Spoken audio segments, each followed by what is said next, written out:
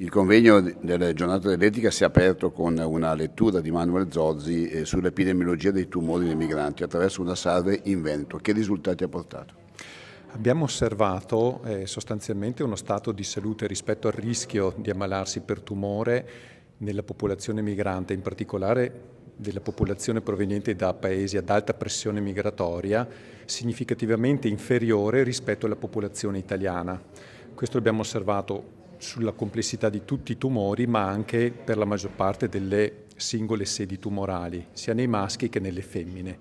Dopodiché, andando a fare ulteriori approfondimenti, abbiamo osservato dei dati che sottolineano e suggeriscono una minore accessibilità da parte della popolazione, in particolare della popolazione femminile, alle strategie e alle possibilità di prevenzione e di diagnosi precoce, sia per il tumore della mammella che per il tumore della cervice. Anche altre fonti di informazioni come la Survey Nazionali Passi mostrano come ci sia un minor ricorso al pap test piuttosto che alla mammografia, non tanto all'interno dei programmi di screening che funzionano come strumento di riduzione delle disequità, ma come accesso spontaneo ulteriore da parte della popolazione. E questo si riflette ad esempio in un rischio aumentato di tumore della cervice uterina e poi in una peggiore distribuzione dello stadio e la diagnosi, ad esempio per quanto riguarda il tumore della mammella.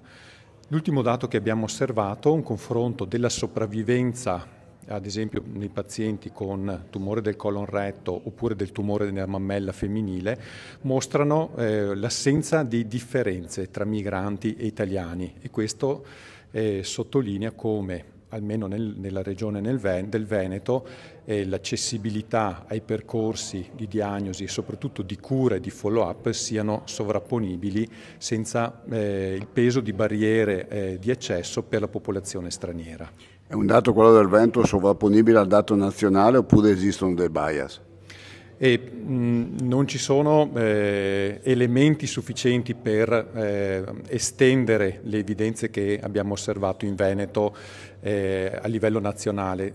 Da un lato viviamo in una situazione in cui abbiamo 21 sistemi sanitari diversi, ma anche le popolazioni migranti sono fortemente diversificate. In Veneto abbiamo dei gruppi etnici che sono peculiari e che sono fortemente diversi da quelli di altre regioni, per cui l'intento e una prospettiva potrebbe essere quella di replicare questo tipo di studio anche in altre regioni per confermare i nostri risultati o per trovare le eventuali diversità.